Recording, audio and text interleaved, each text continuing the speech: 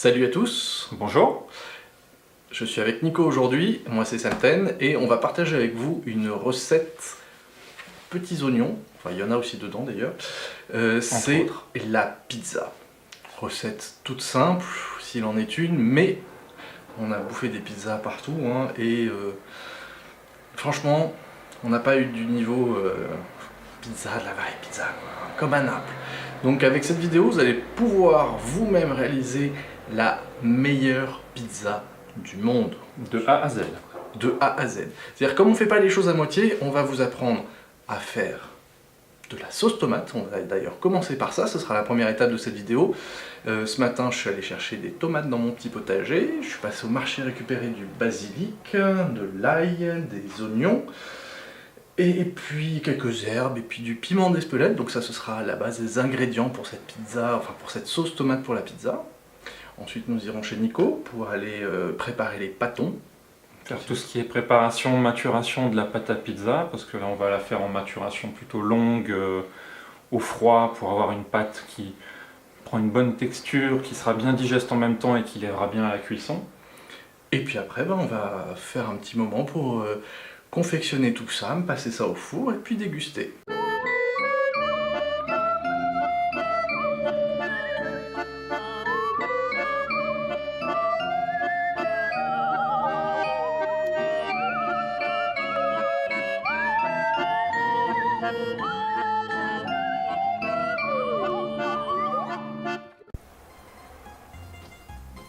Donc voilà, là c'est les petites tomates du potager en train de prendre leur petit bain de pied. Et puis elles vont passer à la découpe et à la cuisson. Alors pour les tomates, je recommande d'avoir un couteau bien aiguisé. Ça permet de bosser quand même vachement plus vite. Pour le coup, comme je suis un peu fainéant, je ne vais pas les blanchir et les peler. Je les mets directement en l'état dans la casserole et j'enlève les peaux au fur et à mesure de la cuisson. Voilà. Donc pour un déguisage basique, il faut un fusil et un couteau.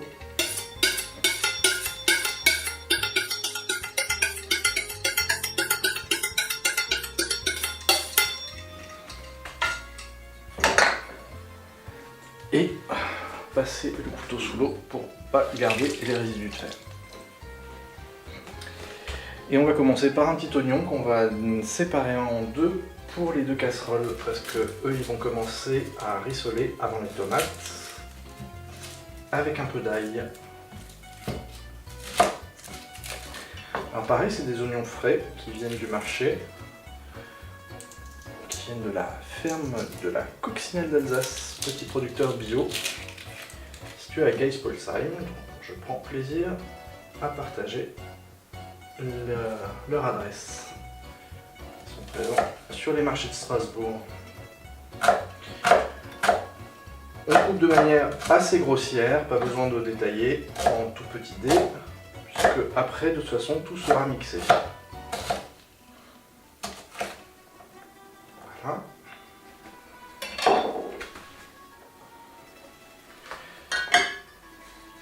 J'huile très généreusement le fond des casseroles.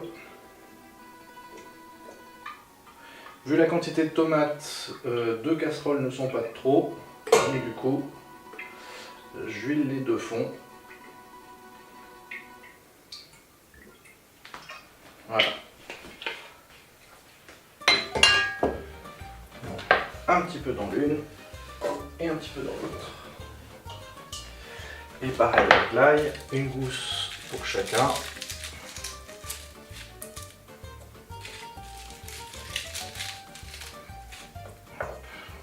Des gousses d'à peu près la même taille.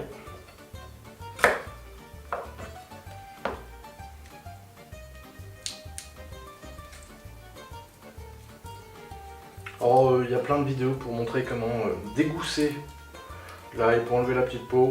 Je les ai toutes regardées et en fait c'est vachement bien à regarder. Et en fait je fais toujours de la manière la moins pratique. Mais bon, c'est comme ça. Pareil sur l'ail. Découpé assez grossièrement, pas besoin de le détailler très finement. Une moitié dans l'un. et une moitié dans l'autre. Voilà. Et on peut directement mettre à chauffer.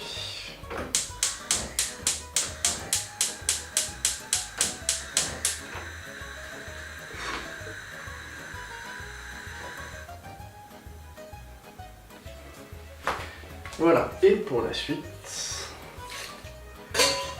il ne reste plus qu'à sortir les tomates.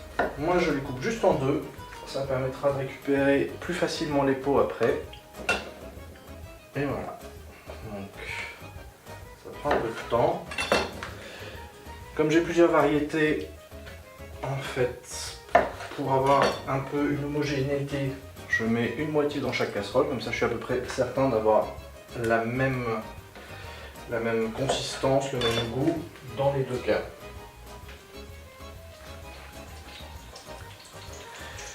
Et comme la suite n'est pas particulièrement intéressante, je vous propose qu'on se retrouve après pour l'assaisonnement. Voilà, elles sont toutes fraîchement mises dans les casseroles, donc on va laisser tranquillement réduire, ça va prendre un petit moment. Une fois que ça aura réduit, on pourra commencer à assaisonner et puis rajouter le basilic et les autres aromates.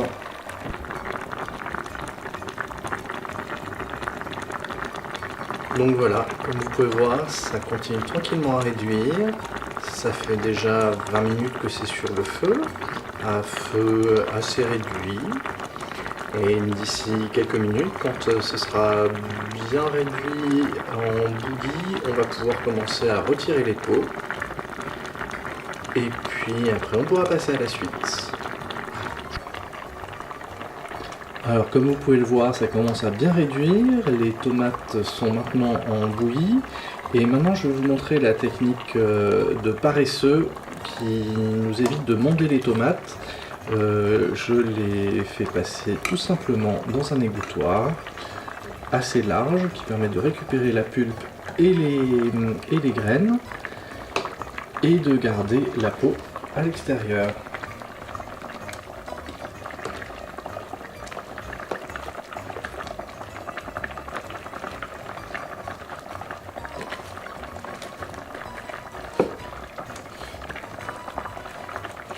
Certains le font également au presse-légumes, qui est aussi une option, mais comme j'en ai pas, du coup, c'est plus improvisé.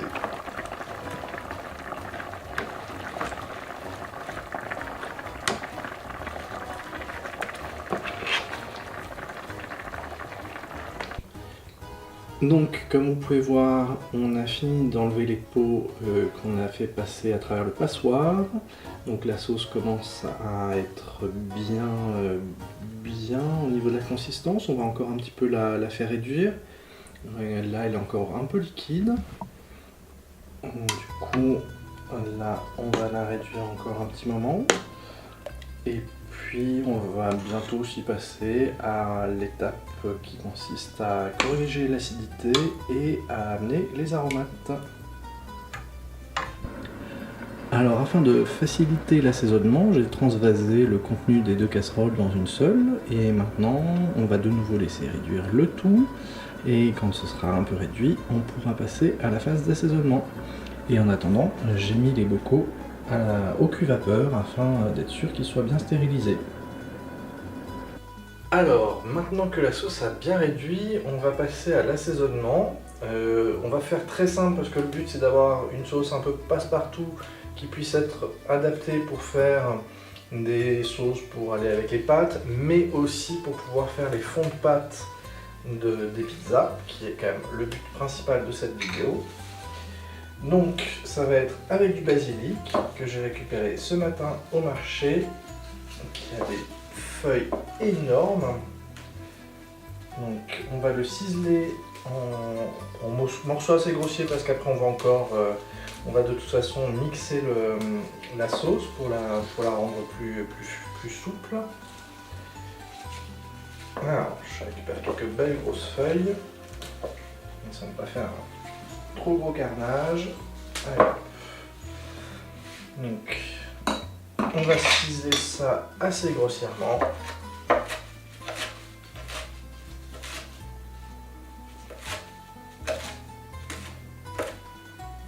comme ça, c'est parfait. Une bonne grosse poignée. Je pense qu'on peut même encore en rajouter un petit peu, histoire que les saveurs du basilic soient bien présentes.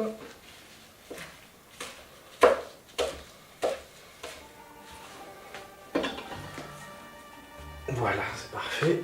Il est temps de saler aussi. Alors là, c'est du sel rose de l'Himalaya fin. Après, au niveau du sel, on peut aller un peu vers ce qu'on veut. Il est un petit peu durci. Voilà.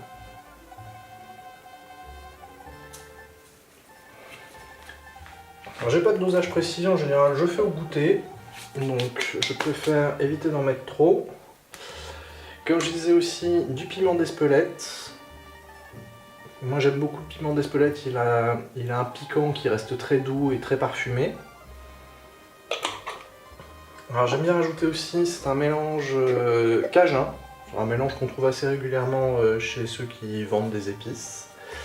Mélange cajun qui est aussi un petit peu pimenté, qui a plusieurs herbes dedans, un peu d'ail, un peu d'herbe de Provence. Pareil, ça donne un peu plus de goût. Un peu d'origan.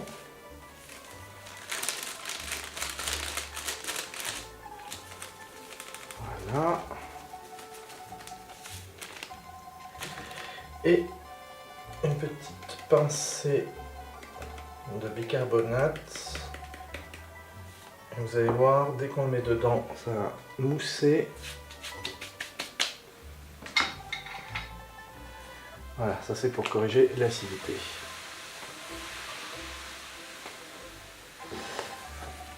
Et on va aussi rajouter un tout petit peu de sucre,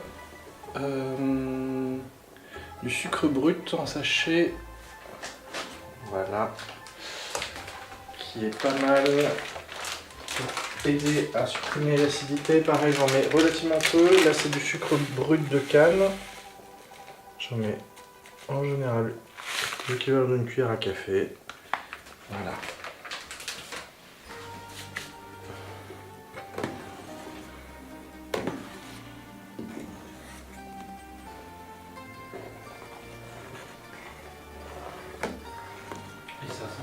Vachement bon. Ça sent délicieusement bon.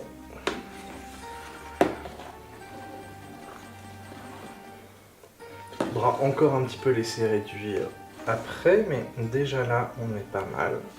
Alors, je vais passer au bras mixeur.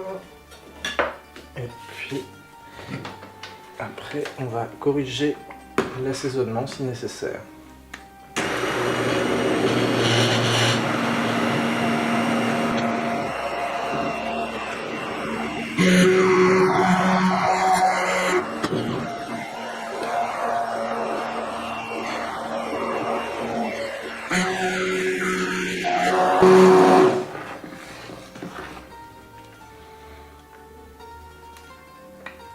Donc voilà déjà un premier passage, on va voir ce que ça donne au niveau du goût.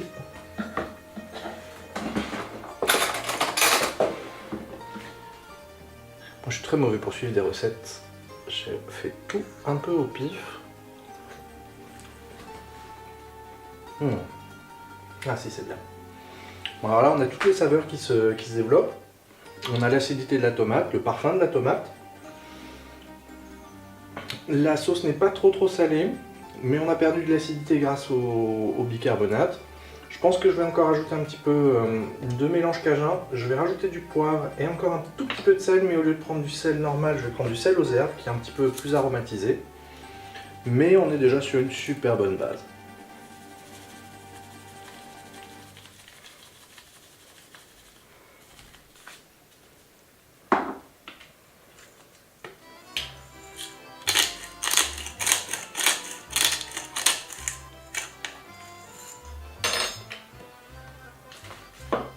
On va mettre un petit peu de mélange cajun.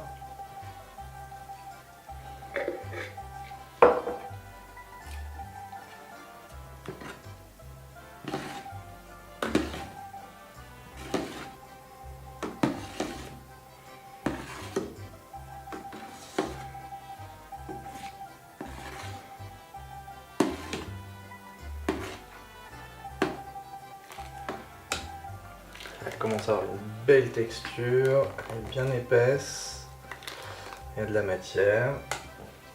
Pour de la pizza, elle est encore un peu liquide, mais par exemple pour une sauce tomate pour accompagner des pâtes, là elle est parfaite. Donc ça y est, c'est parti pour la dernière étape, c'est la mise en bocaux. Alors on va essayer de ne pas en foutre partout, mais il faut être objectif, il y en aura partout.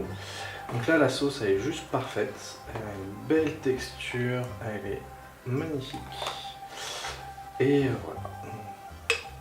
Ouais, bah voilà, ça commence bien. Alors ce qu'il faut pour les conserves, c'est ne pas en mettre sur le pas de vis, parce que c'est un peu ce qui va permettre d'éviter que ça se... Donc il faut bien nettoyer le pas de vis.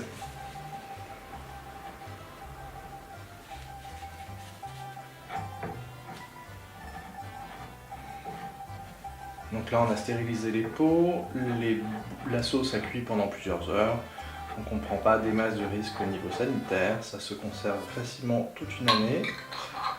Donc je laisse peut-être le retourner. On la ferme bien et on retourne jusqu'à ce que ça se clipse tout seul. Ça va faire un petit clic d'ici quelques minutes. Refroidissement. Voilà.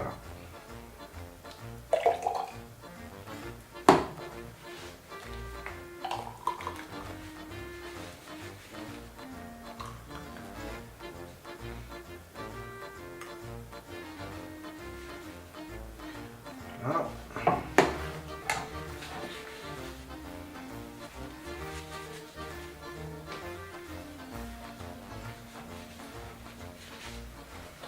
C'est bien.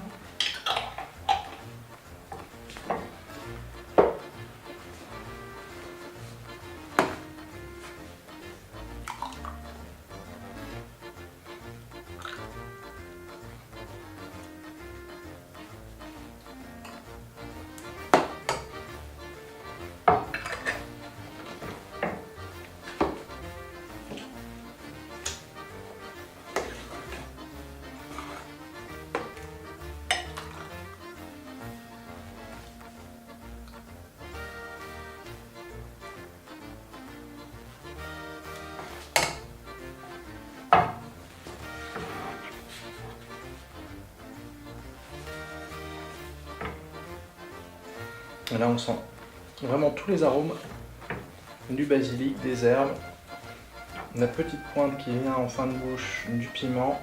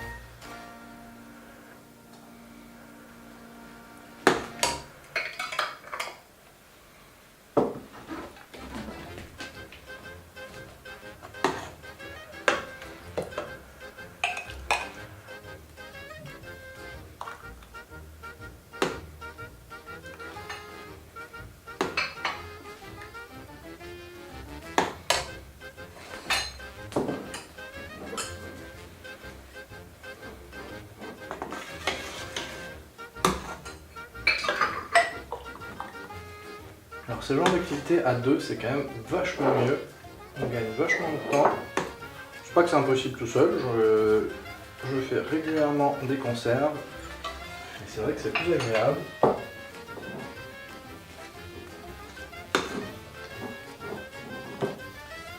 Bon du coup, nous on va continuer, il reste encore quelques pots à remplir, mais là on est arrivé au bout de la série qui a été stérilisée. Et voilà, 24 heures après, les pots sont maintenant à température. Les opercules ont clipsé, ce qui fait qu'on est sûr de pouvoir les garder pour au moins tout l'hiver. Vu la quantité, de toute façon, ça partira assez vite. Quelques soirées, pâtes fraîches, pizza et tout ça, et ce sera réglé. En tout cas, merci d'avoir suivi jusqu'au bout. Vous pouvez lâcher un petit pouce si ça vous a plu. Et puis on se retrouve au prochain épisode chez Nico pour la fabrication de la pâte et la confection des pâtons en levée à basse température. Et voilà, j'espère que vous aurez l'occasion de vous aussi vous faire plaisir comme ça. C'est en faisant soi-même qu'on découvre le vrai goût des choses. Ciao!